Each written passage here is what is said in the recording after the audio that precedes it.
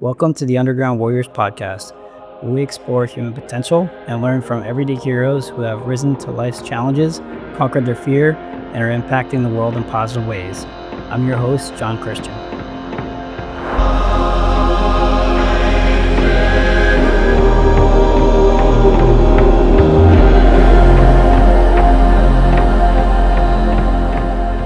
All right, welcome to the Underground Warriors podcast, where we dive deep into mindset, strategies, tactics, and ways to really level up in your life. So whether you're an elite performer, entrepreneur, modern day warrior, this is the podcast for you.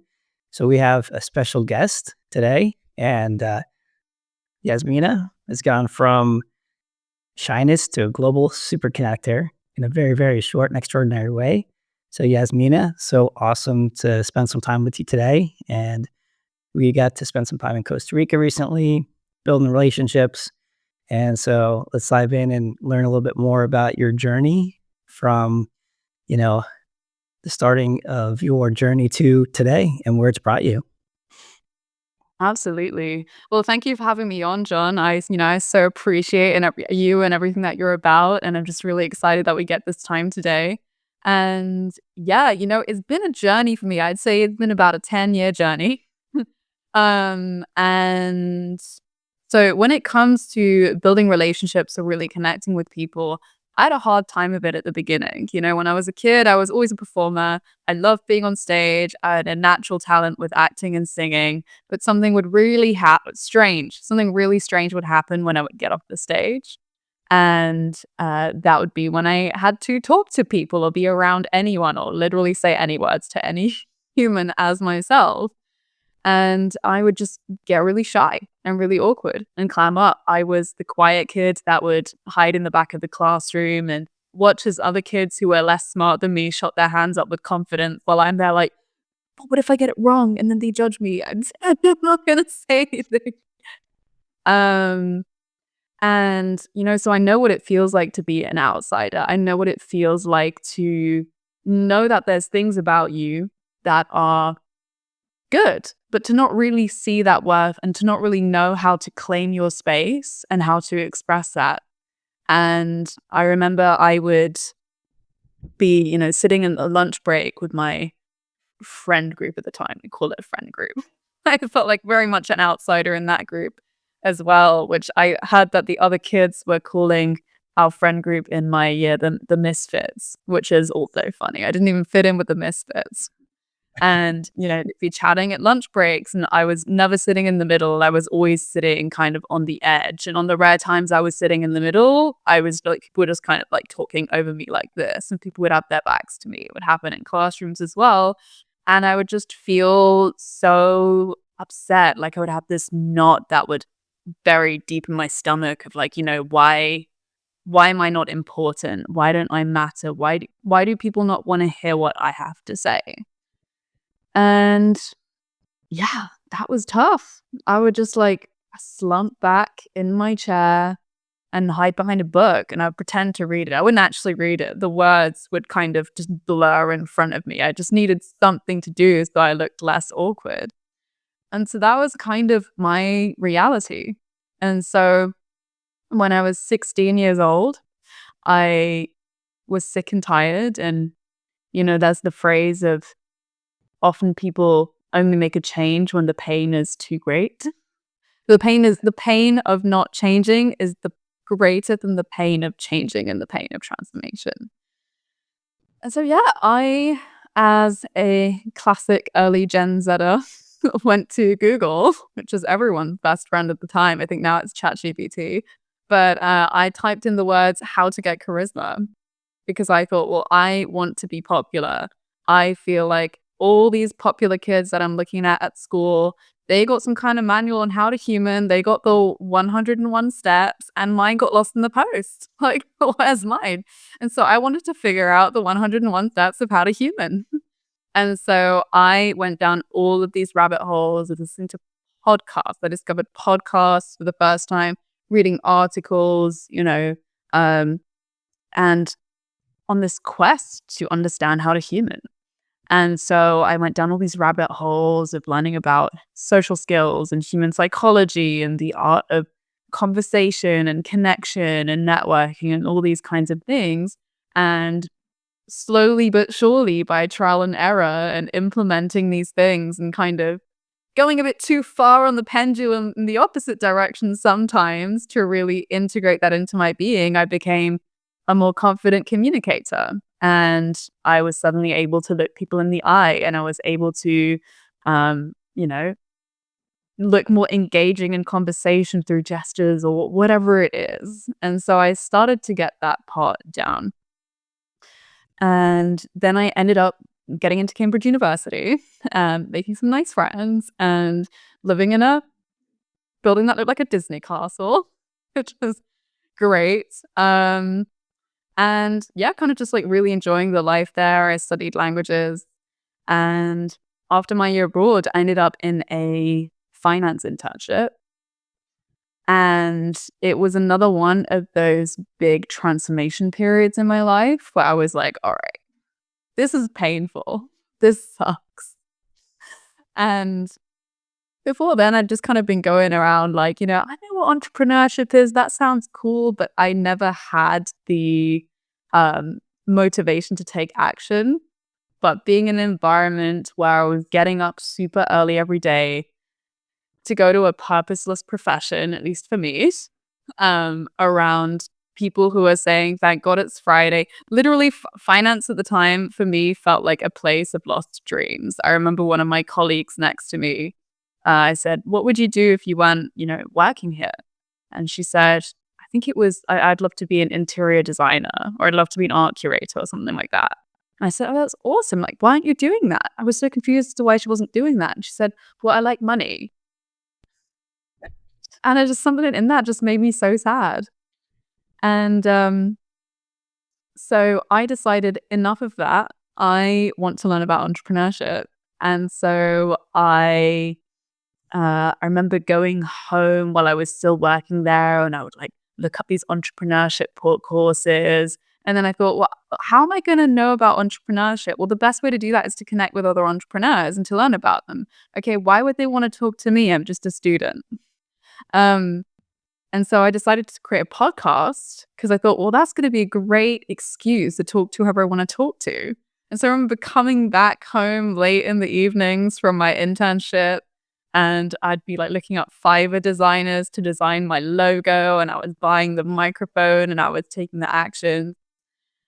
And then, yeah, after that, I ended up hitting up every event that I could find and just meeting entrepreneurs, and slowly but surely getting great people on the show. Through that, I made incredible friends. And soon enough, I'm in a position where 7 to 9 figure entrepreneurs are wanting to talk to me on my show to inspire the next generation, which was incredible. And I ended up meeting so many great people. And I started realizing, wow, I actually have a really good skill for relationship building because I had done so much work on myself on that in the past. And soon enough, I'm, interviewing guests like the founder of Reebok, that we're co-author in a book with called Survive and Thrive. And, I learned something very pivotal on that show, which is every time a guest would come on at the end of the show, once we stopped recording, I asked, hey, what are your goals? What is important to you right now? And so then I'd learn about what's important to these great people. And if there's a way that I could plug in and connect them into something that would be useful for them, or send them a resource or simple, that would build the relationship further. So I actually did that with the founder of Reebok, and I ended up making 6 introductions to help get his book at the time to a bestseller. And, get him exposure, which he really appreciated. And so that's how I started building that relationship. And so I started helping other people how to build win-win, genuine relationships with some of the giants in the industry. And I didn't get them any connections. I just said, hey, here's how you show up to relationships. And they'd come back to me and they'd be like, oh my God, Yasmina, you're not going to believe it. And I said, what? And they're like, my team just reached out to the chief of defense of our country, who's the second most requested speaker next to the prime minister. And the chief of defense is speaking at our event. And then that person managed to create a very magical moment for his other friend who was in the Navy. And if you're in the Navy in that country, the chief of defense is like, oh my God, the person, like the idol. Because this friend was helping organize the event. They got the chief of defense to gift his friend flowers on stage in front of the entire National Navy. And then, they built a relationship further beyond that. I had another one who came back and was like, hey, thanks, Yaz. I didn't have any film contacts. Now I've got this massive group of film people. And now an Oscar award-winning film director is my personal film mentor, who's also a Joe Rogan podcast guest. And now he just recently released this incredible trailer for his dream documentary on innovation that he wanted to create. And it's got pioneers in there, like the founder of Shazam and other great people. So I was like, okay, I have a skill. This is really cool. And so I just started teaching, I started sharing, I started creating my own kinds of gatherings to bring incredible people together. And soon enough, I was scouted to run this group called Maverick Next, which is for, well, now it's for like 6, 7, 8-figure impact entrepreneurs under 30, the next generation doing incredible things for the world. And I was so honored to be invited to run that. The issue was at the time, it was this little, it was a sleepy little club on life support, and it needed some serious CPR. And because apparently I'm a masochist, I was like, great, let's do it. I so saw the potential. I believed in the potential of the group. And so I spent about a year traveling the world, meeting lots of incredible people, trying to rebuild this group from the ground up. And of course, have other amazing life experiences for myself, And I met so many interesting people on the journey. And, I ended up living with my $50 million mentor in Santa Monica for a month. And she met me off Zoom and was a mentor who knew barely anything about me. I actually remember being at dinner with her on the second week, and I go, hey, so like, what do you actually know about me? And she's looking at me. She's like French. She's looking at me, and she's like, not much. And she said her friends thought she was crazy taking this absolute stranger in, but she just said, she had really good, gut instincts and senses of people. So that was a great experience. And then I remember arriving in Austin, Texas on a whim. The reason I went to Austin is I was like, oh, there are entrepreneurs in Austin, right? I heard that. I knew one person in Austin at the time. And then I left Austin 2 months later and having thrown several dinner parties with very, high net worth individuals, successful entrepreneurs. But what was wild is I was so broke at the time that I would literally walk an hour on the Texan highway to get to my own dinners because I didn't want to pay for Uber.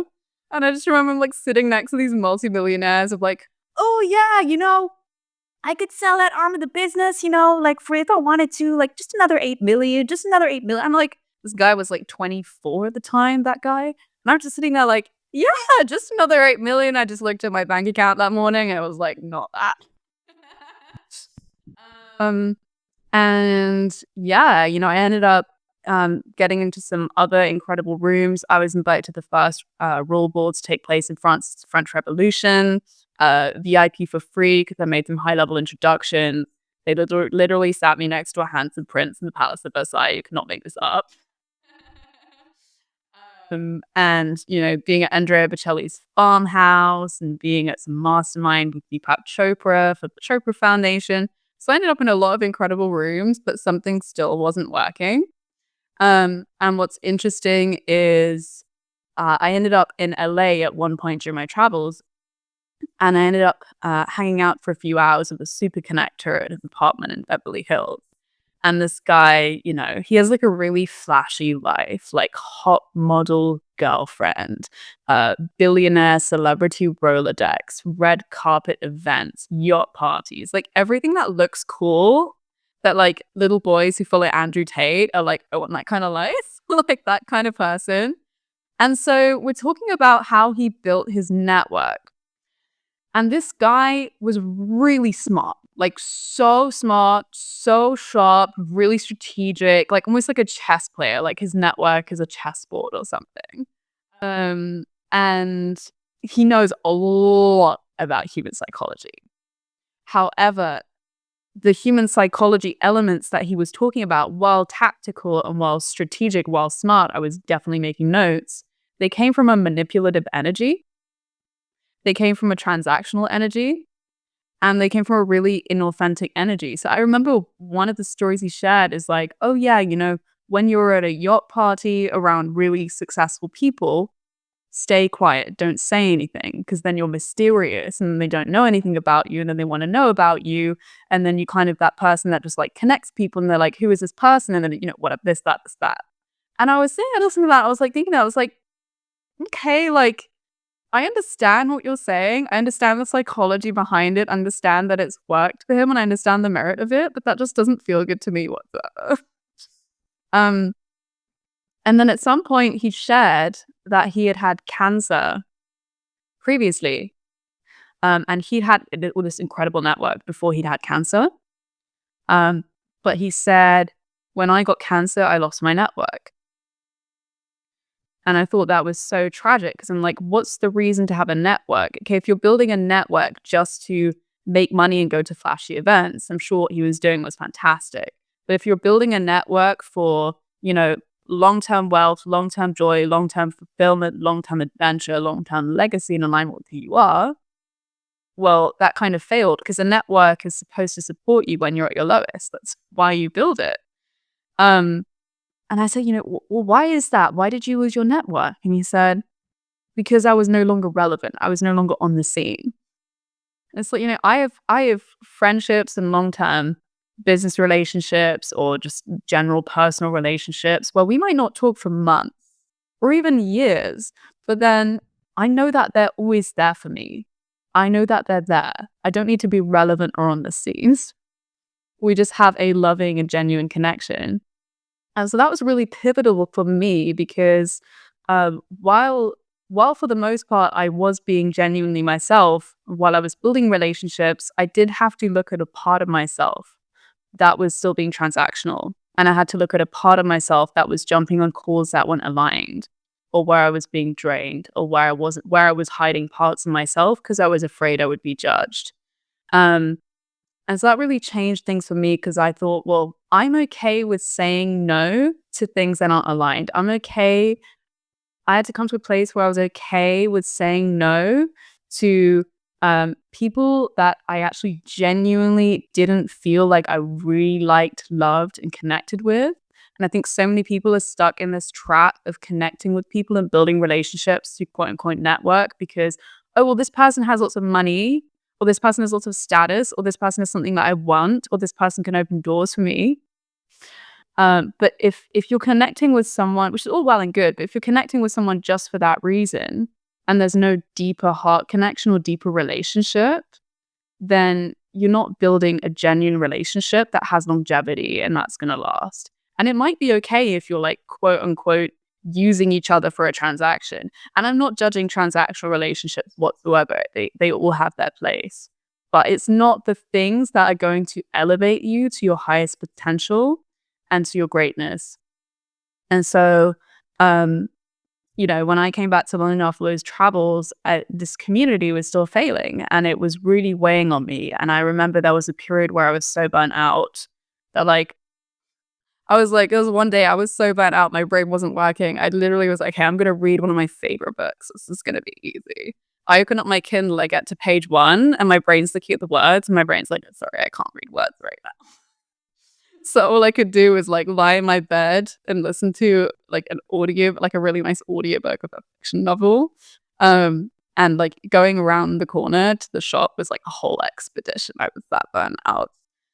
And what really saved me at the time is I had a relationship that we'd been friends for 4 years. We'd supported each other so much in like wingmanning, wingwomaning, romantic dating lives, landing each other great opportunities, like speaking opportunities or like brilliant podcast guests. This was the guy that prompted me to message the founder of Reebok in the first place. And it's just like a really loving friendship. And we were catching up on all kinds of things. And he goes, hey, how's it going? And I was like, actually, I'm like, not well. And I was super honest, and I shared that I was like really freaking out because we'd co-created this impact award to turn around the community to bring incredible young entrepreneurs around the world from all around the world to Necker Island and into our community and to Necker Island to learn from other incredible industry leaders, luminaries, and to have dinner with Sir Richard Branson and spend time with him um, at his home, surrounded by flamingos and giant tortoises and lemurs. Um, and, that project was also amazing. And he came in and said, "Hey, I'll help you out. Like, it'd be my pleasure." And so I remember that was like a godsend for me. And we had 2 months to turn it around. The website was crap. We had no donors, but no applicants. And we just got on a bunch of calls, set the strategy, gathered a volunteer team. They didn't work out, so fired the volunteer team, did everything ourselves, and, turn it around, really. Before we know it, we're standing on the beach on Necker Island. And we had this moment, like this friendship moment, where we just look each other in the eyes with just pure love and pure joy and just this feeling of like, wow, we did it. Like, look where we started 4 years ago and look what we created together. And it wasn't even just a we did it from the perspective of like, oh, we're on this cool island. It was more of a we did it of like, we turned around this project, we turned around this community that's going to impact so many lives. Because when we can get these incredible entrepreneurs in their 20s who are already doing really well to magnify their impact 100x, look at all of the people that they're going to impact through their businesses. And look at how their lives are going to be impacted now from being in community. And so on that trip, we had like a 30 under 30 sustainability leader from Norway. And she was like the Norwegian press was following her every step on the trip. We had another guy who was 26 who'd raised like $800 million total in like different capital, VC, nonprofits, all kinds of amazing people. And the community's kind of spiraled from there. So we're doing it the third year in a row now.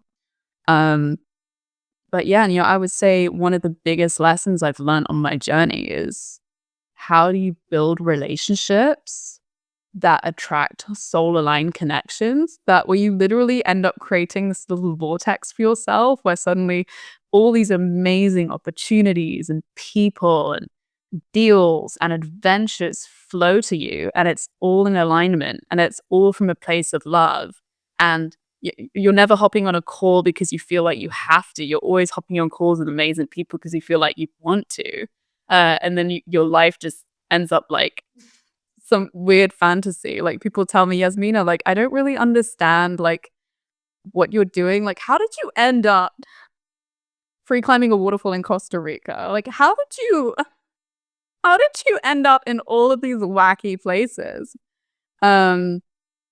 And it's through exponential relationships. I call it exponential relationships, which is relationships that are built from the heart and from love, from a place of genuineness that elevate you to your highest potential.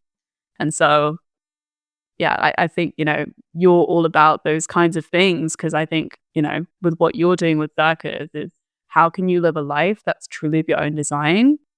How can you live a life where you feel strong and fulfilled and everything's adventure and fun and playful, but deeply connecting and impactful? And I think that's just such a beautiful way to live. I love it.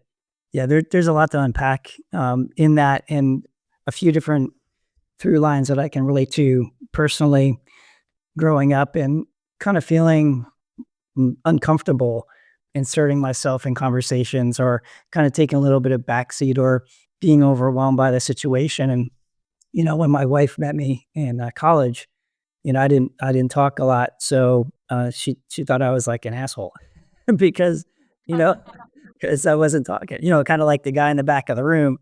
And, but meanwhile, I'm like the most genuine, nicest person, in my heart. So being misunderstood or not feeling comfortable being the center of attention is something I think a lot of people can relate to, when they're going through school, especially people that are very sensitive to like the surroundings and can feel the energy of people And we don't know that when we're growing up, like that's the thing that we're kind of reacting to, or situations where, it's maybe safer to be unseen, because we might get hurt, or Mm. all these different conversations that we experience growing up. And I remember, doing a speech class in college, and it was one of those classes where I didn't want to do it, but I wanted to do it to get outside my comfort zone. And I wound up doing a talk around surfing. And what I did was I grabbed my surfboard and made sure that the attention was on the surfboard, this big, like 6'4" surfboard right next to me, because anytime there was like focus or attention on me, I felt very uncomfortable. And I wasn't sure why they did why that was for so many years. And then feeling, the fear, or not comfortable going and taking risks, so that was a really big thing for me. So I actually got into adventure sports and surfing and all these other different things to help build up that fear resilience, because my body would feel this experience, even though my mind would want to do all these like extreme things. And so I think a lot of people can relate to that. But and similarly, the financial industry, spending a decade in that, wanting to serve others and help them build for, retirement, and not being aligned. And then that moment where there's a shift in your heart and you're like, this isn't what I was meant to be doing at all. And then you and I both made that decision to do something different. We didn't know what direction it would go, but there was this desire to connect with ourselves.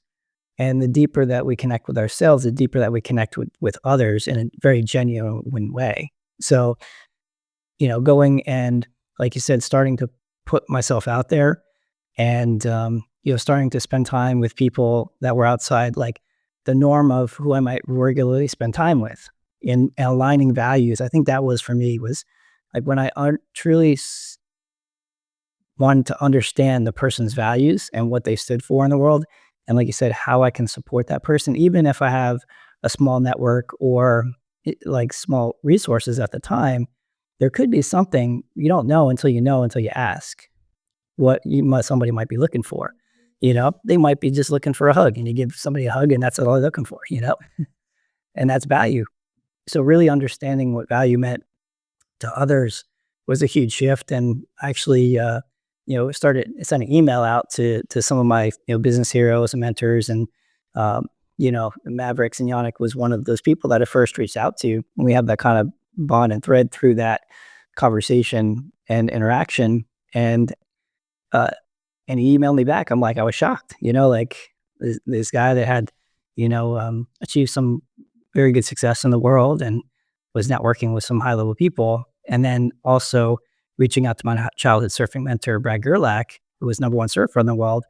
And people were starting to respond because they felt my authenticity and my heart. And like a lot of people approach relationships with like an agenda, right? Like, what can I get out of this? And I don't think I had a very strong disconnect from that. Like, I was aware that there could be something that could come out of it, but it wasn't like I was setting out with an intention to get something out of it. It was more so to actually maybe even thank that person for the things that they've already done for me, even though they hadn't met me, and going in with that intention, which was awesome. And then, same thing, wound up, meeting and getting mentored you know, by billionaires. And you're like, how in the world do you go from here to here? And it's simply taking that leap of faith, and releasing yourself from like the selflessness, right? Like just showing up and being you. And people appreciate that, because I think there's so many people out there that are wanting to be something they're not. And then you can instantly sense it. And I think it's refreshing for anybody, regardless of their stature, to connect with people that are connected with themselves, which then has them feel connected to themselves, and wanting to spend more time with people like that. I don't know if you've kind of felt that same way, but that's kind of how we came together. Like energy attracts like energy. And you know and there's sparks, right? There's magic, there's things that happen very, very quickly, like you were saying about getting down to Costa Rica, and creating an amazing experience for a group of people. And it's like setting that intention, and then that intention coming into reality very, very quickly, which then sometimes confuses people, that they're like, well, how did you do that? And you're like, well, I kind of know, but I don't know. I was like, I'm just being me, you know? So maybe we talk a little bit more into that exponential relationship piece. And it's intentional, but unintentional, I think, to a certain extent. It's like a holding and releasing at the same time. I've got 500 comments, different routes I could go down based on everything you just said. But as you say, yeah, it is very intentional, but it's an unattached intentional. So it's intentional connecting with yourself, and it's an intentional understanding what makes people tick, and it's an intentional understanding of things that typically work when it comes to good relationships, but infusing it with an authentic, heart-centered energy and becoming completely detached from the outcome. That's what it is. Um, it's so interesting what you were saying around connecting with people who are connected to themselves. It's so key. You know, you can only go as deep with someone as they've gone as deep with themselves. And I remember I had a relationship. And in that relationship, I remember feeling dissatisfied in elements of it. And the reason is because I had gone so deep with myself in my personal development and in my spirituality and in really connecting to myself, my passion, my purpose, my essence, my value. And she hadn't. And so when she would think we're having a deep conversation, and I'd be bored out of my mind because I'm like, well, this to me, this is so surface level because she'd not gone deep with herself in that way. And that can be frustrating and that can be dissatisfying. So I think the first key is to really go deep with yourself. I also love what you said about, like maybe all they need is a hug.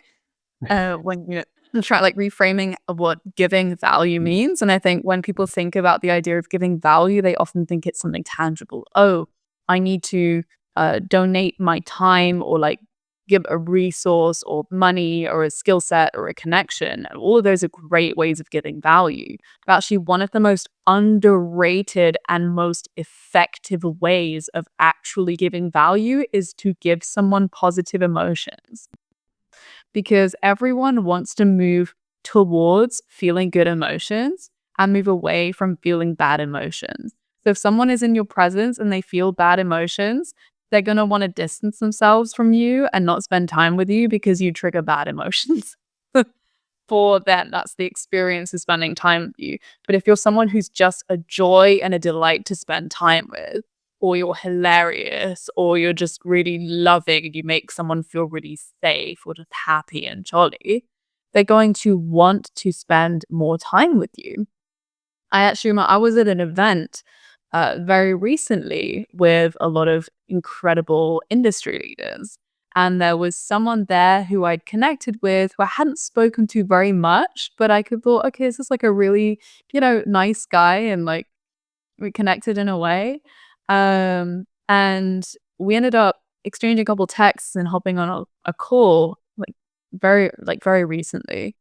And he said, like I was observing you at the event and I was thinking, yeah, I like her energy, and she seems cool, and there's like a vibe there.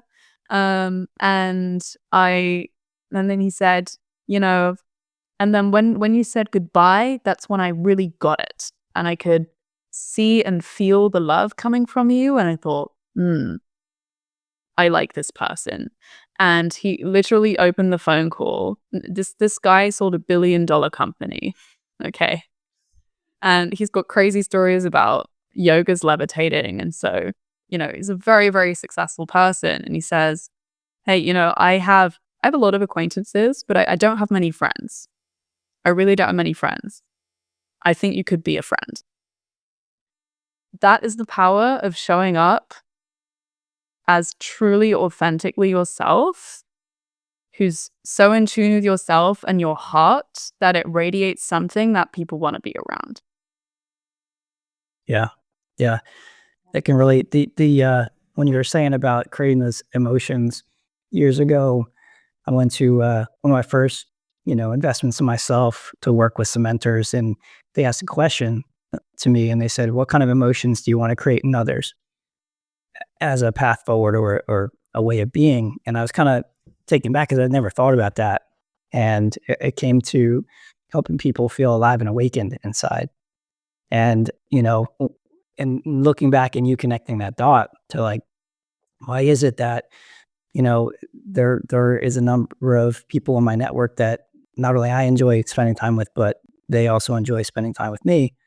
And like that feeling of alive and awakened, that's almost like that intention under the surface, like somebody that I connect with or talk with, feeling alive and awakened. A lot of people in this world are kind of disconnected from themselves and disconnected from their emotions, and they haven't given themselves permission to feel. So, if I can instill that in just a way of being, like it's not even something that if I say or do or whatever that is, but just kind of that intention sometimes creates that seed for people to feel true, alive, and awakened, and connecting to that purpose in anything that I do. So I think that we have being for you as well, kind of instilling that in yourself, and then moving into relationships or into scenarios or into rooms or energetic spaces where there's this light that shines on, and it comes out in every aspect of your being, like the smile, like just like even just you sitting there, um interact, like when we were in Costa Rica, there was moments of times where you were there and you were kind of reflecting, or weren't even interacting, but you can sense this feeling of maybe loving the environment around you, the people around you, and you might not have been even interacting at the moment. Like you might have been taking some downtime or whatever that was. So it was very interesting to see you navigate that time together. Um, and even knowing you for less than what, like 6 months, or it's pretty recent since we About connected. a year. It's been about a year. Connected, or I think we connected last March 2024. Yeah. Yeah. So it was, yeah, and that was our first time together in person. A lot of times you meet people virtually and you kind of get a sense, but then you get in person and there's all that energy that mixes up, and you get to experience that real time. And Absolutely.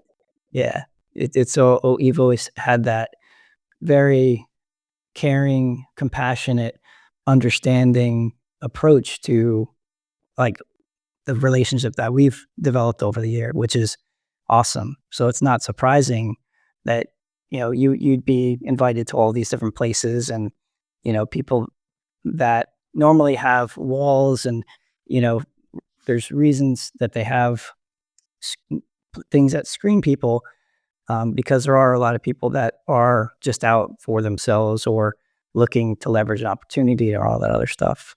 So I love the releasing yourself from outcome and just showing up and knowing that every single human being is a human being. Like nobody's different regardless of their success.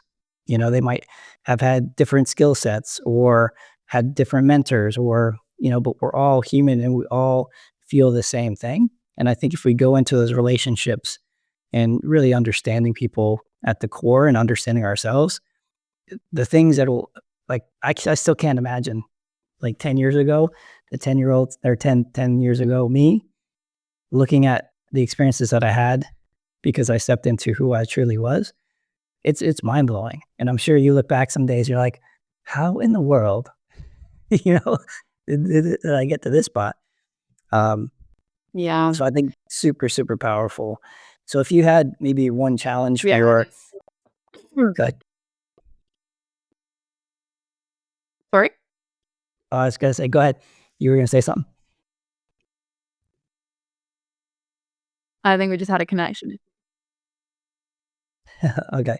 So if you had one, one or two, maybe three challenges for people this week that they can implement immediately in order to level up their relationships, level up their connections, and level up their life, what would you say those would be out of all the years that you've worked on becoming that human being that can hold the space in pretty much any space?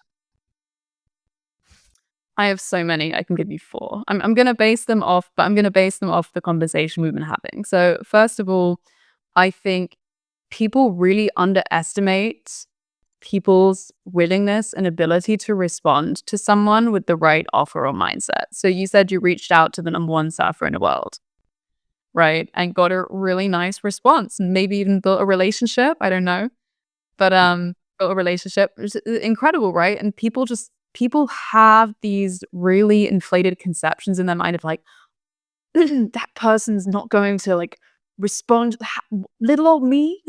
Why would they talk to little old me? Right? But what you'll find is like often people have a perception that someone that they really admire, their inbox is flooded. There's no way they're going to see their message. What most people don't realize is unless they're like a big celebrity or a big influencer, in which case, fine, people don't reach out to them. Like think about someone like the CEO of Dropbox or something like that. Like someone like that might have 100 followers on Instagram. You can totally reach out to that person with something that's going to make them want to respond to you. I mean, Tim Ferriss has some great content on that. There's a book called The Third Door where Alex Banayan talks about how he ended up interviewing lots of incredible luminaries. And I think I had a friend who had a really powerful mentor in his life who was he friends with Jim Rohn? He had Jim Rohn for dinner. I think it was Jim Rohn. It was one of these like really big, like old classic guys. And so this guy, he was in the publishing industry, I believe, or he was friends with lots of authors. And he said, I have dinners with these like incredible authors and I'm friends with a lot of them. No one reaches out to them. They write these incredible books, these life-changing books, and no one reaches out to them. Why does no one reach out to them? Because they think, well, why are they going to respond to me? So actually, one, the competition is very low. And two, you're going to lose absolutely nothing from reaching out. So like the first thing I would encourage is think about someone that you admire, not a big celebrity or big time influencer, but someone who you genuinely admire. Maybe they wrote a book that you love. Maybe they were featured in an article that you love. And find a way to reach out to them. Find their email from like one of these funky Apollo.io scouting websites. Find their LinkedIn, whatever it is, send a message. And the message can be as simple as, hey X, I absolutely loved what you did here. And specifically, here's the specific takeaway that I learned from it. And here's specifically how I implemented it in my life. And specifically, here's how it changed my life. Be super, super specific. Like that thing that you said on page 33, I implemented it in my life and it changed my life. And I just wanted to reach out and applaud all the great work you're doing. Like, thank you so much. It can be as simple as that. Something as simple as that can start a relationship. Boom, there you go. If you're someone who takes action and gets amazing results and feels good to be around and is hungry, people like that are often desperate to mentor someone great because it feels good. They want to give back. They want to make an impact. So become a good mentee. The one thing I'll add to that is, you might put these people on a pedestal. Don't put them on a pedestal. It doesn't do them a favor. It puts them in a really awkward place of being glorified. It iconizes them and it prevents you from being able to form a genuine connection with them. And there's a great quote from Plato. I believe it was, friendship cannot be formed among equals. So as soon as you put someone on a pedestal, you can no longer be their friend because you're not an equal in their mind because you created a bullshit hierarchy. So that's number one. Number two is, well, you were talking about, caring and compassion and everyone is a human, and that's totally true. And discernment is important. You can be totally caring and compassionate and understand everyone's humanity, and everyone is truly doing the best that they can with what they know in their current state of consciousness, and always show up with love to all these people. However, you're not obligated to spend your time with anyone. Your energy is a very valuable resource, and you want to curate a life where you're around people that only truly light up your heart and soul. So something I would recommend you to do is, there's a friend I have called Randy Molland, came up with this incredible framework. It's called +2 energy, where he rates people in his life on an energetic level from +2 to -2. And the very short, simple summary of it is that +2 is like someone that like you could talk to them forever on the phone for hours. Like you just would not want to stop talking to them. These are great people to have around. +1, you might not want to talk to hours on the phone.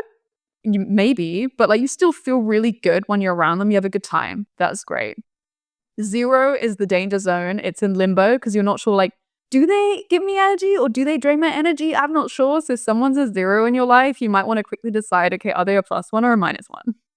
-1 is someone when you're around them, it's just like, oh, my energy's a bit drained. I don't know. Mm, okay. -2 is like never speak to this person again. Like they just like totally drain your energy. And the reason why this is important is let's say that you have a meeting with someone. Let's say that they're a um -1 or a -2. So they drain your energy on the meeting and the call. And then after that you have a sales call. How are you going to perform in the sales call? Probably worse. Probably less likely to close a sale because you're not at your best and your energy's drained. How are you going to treat your spouse or your kids when you come home? Maybe you'll be a bit short with them. Maybe you'll be a bit touchy. So it's not serving you in any way. Let's say you have a meeting with someone who's a +2. Then you have a sales call. Are you going to nail that sales call? Yes, you are going to nail that sales call. Absolutely. And then you're going to come home and you're going to give your wife and kids a big hug and you have great quality time. And your whole, like, if your whole day is filled with just +2 people, your whole day is just this magical, blissful experience. So, and Randy actually used this approach to hire his whole team. He said, if they don't feel +2 to me, they're not on my team. Guess what? His team is amazing. And also, those energies kind of attract each other. So they're all +2 to each other as well. So they all energize each other all day. What an amazing hiring strategy. So, what I would recommend is as you go through your next week, I would encourage you to really take note when you're speaking to someone. Are they a +2, a +1, -1, -2? And use your discernment from there to see who you want to spend more time with, who you want to reduce time with, who you even want to completely eliminate spending time with. And I know I've been going on for quite a bit, so maybe I'll give you one more super quick one, which is you already have incredible people in your life, probably. Like you already have someone that's impacted your life. Like when you think about it, there might be someone that's even changed your life completely in a really positive way. Maybe they have no idea. Or maybe you just thought of someone recently and you just want to know how they're doing, or you're just sending love and appreciation. So one of my favorite ways to nurture my network is when I think about someone or when someone's recommended something or done something that has a positive impact in my life, I'll send them a voice message or a video message. I'd recommend doing that over a text message because that's much higher touch. So you're going to get a lot more out, like connection from that in the relationship. And I'll say, hey, John, I just want to thank you so much from the bottom of my heart because I was so deeply moved by the experience we had together in Costa Rica and the way that you showed up and the transformation that you facilitated for us and the group that was curated there for us was so heart fulfilling and so phenomenal. I loved writing my obituary by the rapids and the death ceremony and the sunrise was so powerful, just like truly life-changing. I'm still in touch with everyone there, and with one of the people, I'm hopping on a creative jam call on Wednesday and we're having such a good time, and like all of this is down to you and what you created. And I even think about the time that I climbed and jumped off the waterfall, which at the time I was not super happy about, but I appreciate the ability to really jump out of my comfort zone through the experience that you facilitated. So I just wanted to let you know that I'm thinking about you and the effect that that's had on me. Thank you so much. I love that. Yeah, I love your messages that you send every now and then, and it puts a smile on my face, and I'm totally using that for a testimonial. Great. Yeah. And you would not believe the opportunities that come up because when you do that, you're suddenly top of mind for someone. So Yeah. they're like you're suddenly on their radar again in a really positive way, and they're like, "Oh wait, actually let's catch up." And then you catch up. Wait, oh you're doing this? That's so cool. I have a speaking opportunity for you. Boom. I have a deal for you. Boom. I have a thing I want to invite you to. Boom. So it's a great, easy, fun way to say it's super top of mind with your network. 100%. I love it. Yeah, I really appreciate you. Everything that you're doing in the world really resonates with me. I'm so glad that we've been able to come together to experience life, to experience Costa Rica, to align emissions and support one another. And I know it's one of those lifelong journeys. And, anything that comes up, that I've got your back and you can reach out to me anytime. And that's the type of relationships that I love. And so if you're listening, you don't have relationships like that, definitely reach out to Yasmina. She's got an amazing program to help people really learn how to exponentially create connections that last a lifetime and then are exponential. And if you don't, I think you're insane. So, Do you want to reach out to me? If you mhm. want to reach out to me, you can reach out to me on Instagram is probably the best place at Yasmina Ellins, YASMINAELLINS. Please do reach out to me. Tell me what you thought of the podcast. Tell me what your biggest takeaway was. I love to hear it. Nobody reaches out to me. Like, do it makes an impact. And also I've got a website. It's kind of under development right now, but it's launching soon at www.yasminaellins.com. I love it. Thank you, Yasmina. As always, it's been absolute pleasure. So I appreciate you guys listening to the Underground Warriors podcast today. And, looking forward to staying relentless, pursuing our dreams, and creating some impact in the world. So thank you, guys. Thank you, John.